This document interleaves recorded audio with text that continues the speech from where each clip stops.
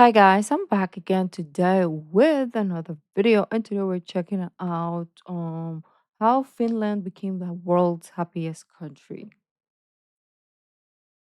I'm curious. Excuse me, what? I'm curious. Yeah. So before we do start, don't forget to subscribe, click the bell button, and let's find out how. Look at this miserable, terrible, awful country. I would hate to live here. Wait, no, that's Canada. Oh, Look at okay. this cold, dark, isolated country. I would also hate to live here. Looks Oh, nice wait, though. this is apparently the happiest country on earth, Finland. This is the happiest? Can you imagine how miserable the rest of the world must be?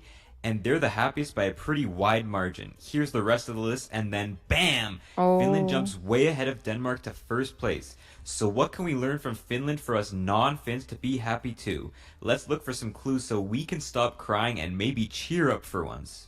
Are they happy from their climate? Now you might be thinking, what are you talking about? Of course it's not their climate.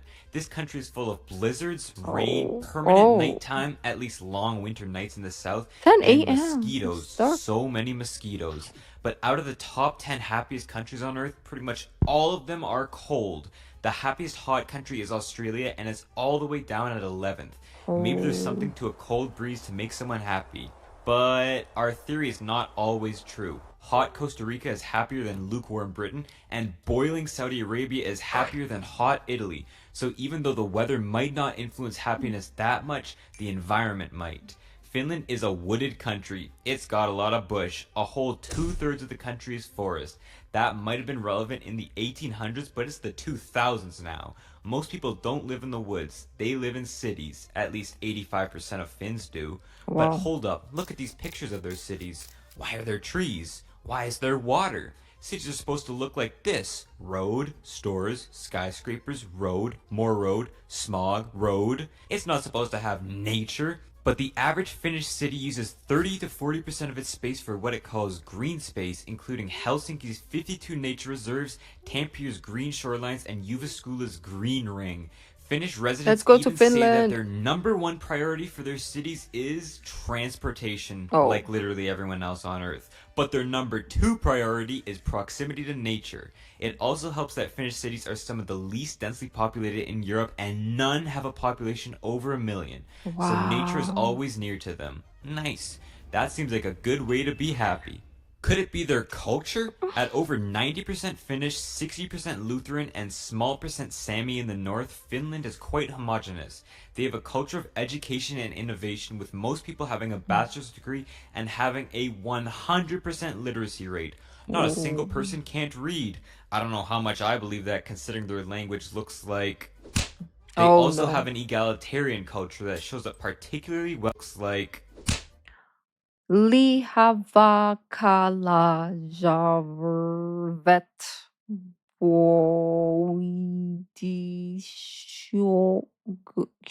Voidishodesko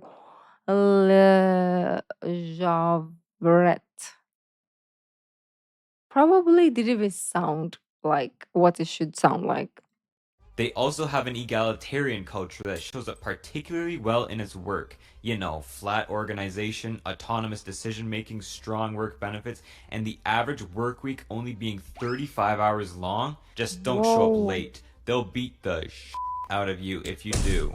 Showing up late would probably break their trust, and Finns have built their society very trusting. Trusting.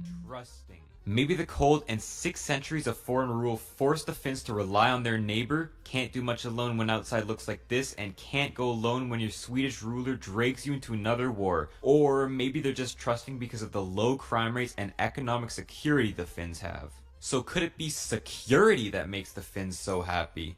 Usually worrying about fighting a war or having your house robbed when you're gone, or stepping outside and getting immediately shot is not great for your mental health. And Finland is a very safe and secure country, having their crime rate since the 90s, having a 0.2% poverty rate, Oh. 100% electricity access, and a very long life expectancy. Their biggest crime contributing to that tiny rate? It was traffic offenses. Demographically, they're also fairly secure at 5.5 million people, expected to fall to around 5 million by 2100. That's not too big a drop, not like some of the drops in population other European nations are expected to face.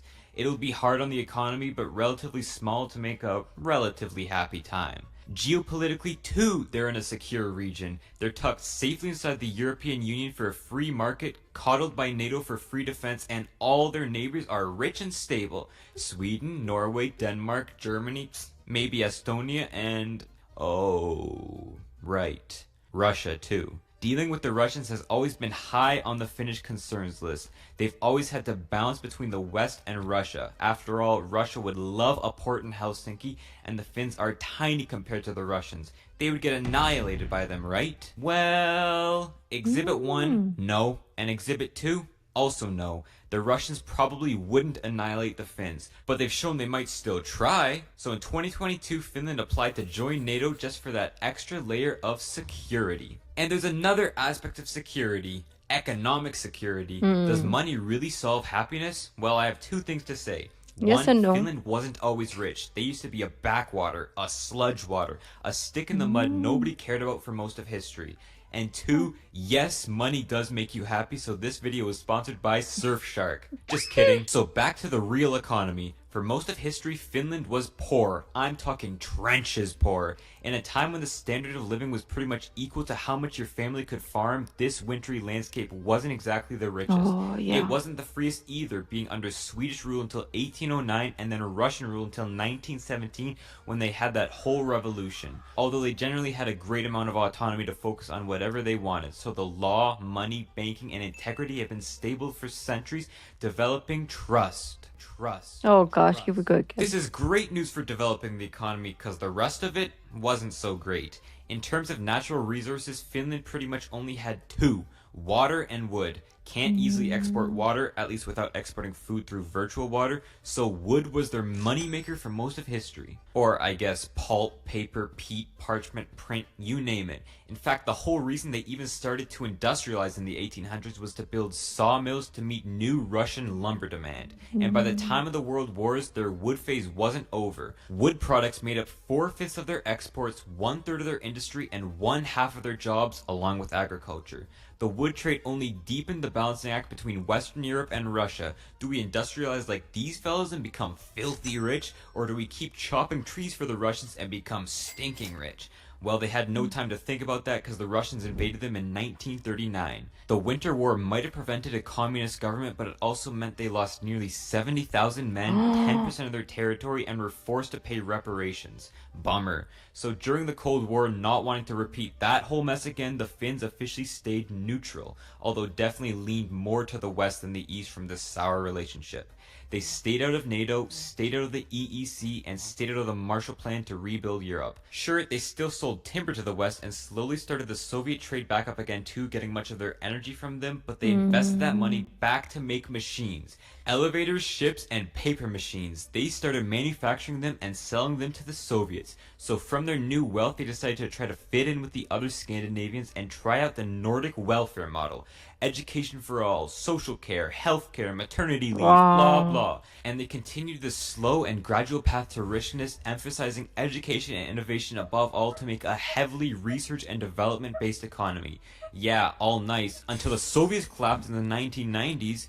So that means their trade with them just fell dramatically, and I guess that means their currency just collapsed, which, wait, that means their banks, which were already deep in debt, just collapsed, and Finland was hit with the biggest depression it's ever had, as everyone decided now was 91? not a good time to invest in anything. They recovered by the 2000s, but they pretty much gave up paper. It was all innovation now. You might have even heard of some Finnish tech creations. Nokia, Linux, the first internet browser, SMS, basically texting, Angry Birds, and Clash of Clans. All this made with a tiny population. The new Finland is booming, economically secure, and on the cutting edge of technology.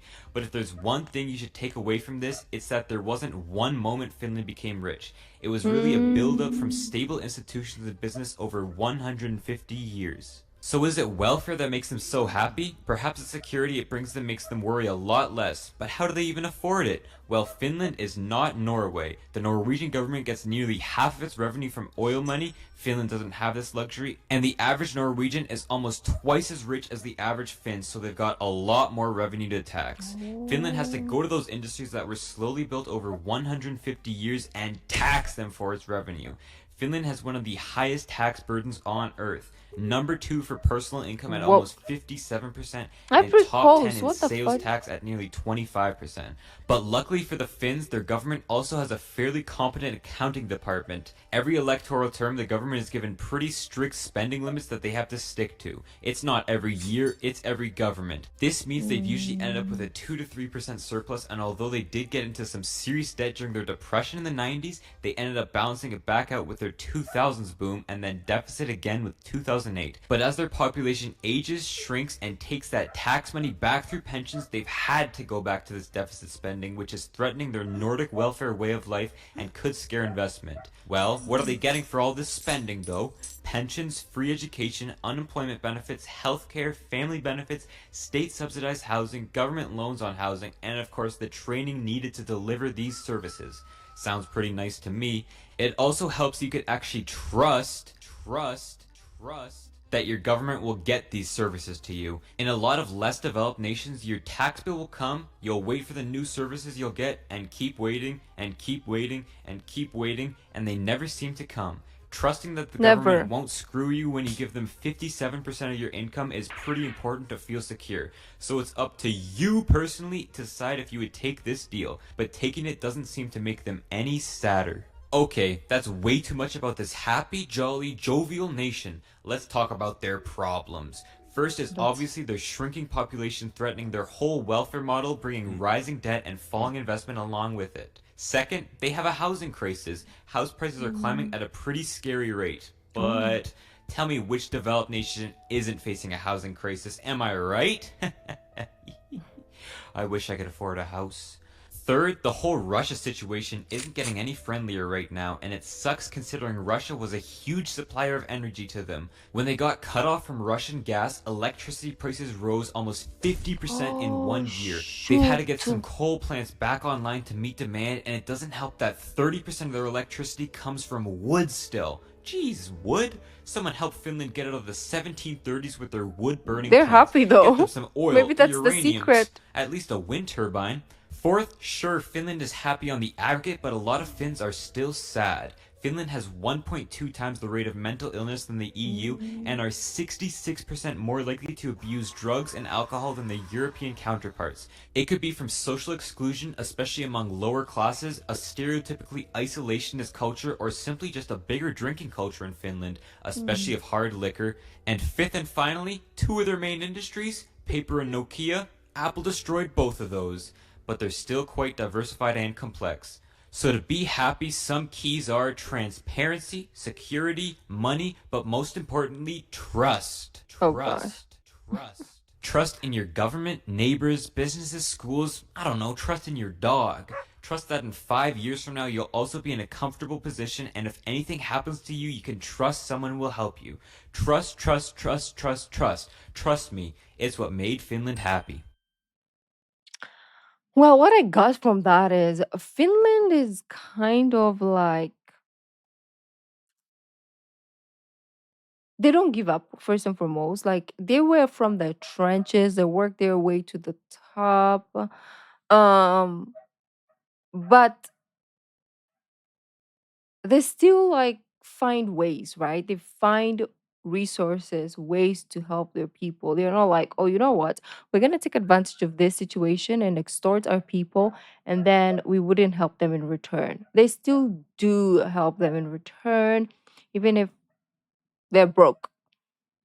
Um, well, I think for me, what I took from it is happiness is just living simply, you know? Living simply is happiness. They have expensive electricity, so probably they don't use a lot of it. You know, they use their wood to create electricity. Um, and maybe that's the maybe when we go back to our olden ways, like stick to a Nokia, sit by a fireplace, um, be out in nature in the morning and then come home and like just simple life, I think we will be all happy. But that's just what I think. I could be wrong because if I do live that life, I could be miserable. But anyways, let me know what your takeaway was from this. And if you are from Finland, or if you've been to Finland, what are your thoughts of, like, your experience there? Do you like it? Do you think, yes, we are the happiest people? I went there and I was miserable or I was happy. Let me know in the comments. Thank you guys, and I'll see you in the next video. Bye.